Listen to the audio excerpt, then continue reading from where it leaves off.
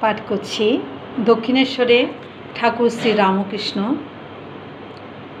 শ্রী শ্রী ভবতারিণী মা কালী জায়গায় অবস্থান করছে, একটু পাঠ করার চেষ্টা করছি। দক্ষিণের মন্দিরে সুন্দর পাষাণময়ী কালী প্রতিমা, মার নাম ভবতারিণী। শ্বেতকৃষ্ণ মর্মর প্রস্তরাবৃত মন্দির তল ও সোপানযুক্ত উচ্চ বেদী, বেদীর উপরে রৌপ্যময় সহস্রদল পদ্ম, তাহার উপর শিব সব হইয়া দক্ষিণ দিকে মস্তক, উত্তর দিকে পা করিয়া পড়িয়া আছেন।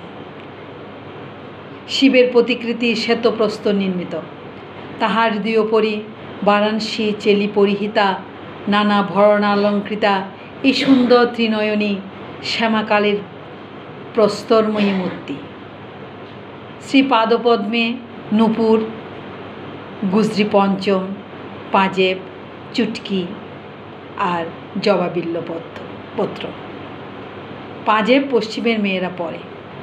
পরমহংসদেবের ভারী স্বাদ, তাই মথুরবাবু পরেই আছেন।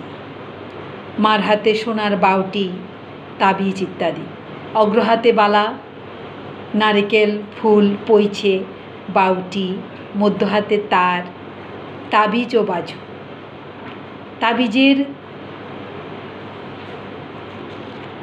ঝাঁপা দোদুল্যমান, গলদেশে চিক, মুক্তার 7 নর মালা, সোনার 32 নর তারাহার ও সুবর্ণ নির্মিত মুন্ডমালা, মাথায় মুকুট, কানে কানবালা, কানপাশা, ফুল জমকো, চৌদানি ও মাছ, নাসিকায় নথ, নোলক দেওয়া, ত্রিনয়নের বাম হস্তদয়ে নৃমুণ্ড ও অসি, দক্ষিণ হস্তদয়ে বরাভয়, কটিদেশে নরকর মালা, নিমফল ও কোমর পাঠা। মন্দির মধ্যে উত্তর পূর্ব কোণে বিচিত্র সজ্জা, মা বিশ্রাম করেন। দেওয়ালের একপাশে চামর ঝুলিতেছে। ভগবান শ্রী রামকৃষ্ণ ওই চামর লইয়া কতবার মাকে ব্যজন করিয়াছেন। বেদির উপর পদ্মাসনে রূপার গেলাসে জল, তলায় সারি সারি ঘটি, তন্মধ্যে শ্যামার পান করিবার জল। পদ্মাসনের উপর পশ্চিমে অষ্টধাতু নির্মিত সিংহ, পূর্বে গোধিকা ও ত্রিশূল, বেদির অগ্নিকোণে শিবা, দক্ষিণে কালো প্রস্তরের বৃষ ও ঈশান কোণে হংস। বেদি উঠিবার সোপানে রৌপ্যময় ক্ষুদ্র সিংহাসনোপরি নারায়ণ শিলা, এক পাশে পরমহংসদেবের সন্ন্যাসী হইতে প্রাপ্ত অষ্টধাতু নির্মিত রামলালা নামধারী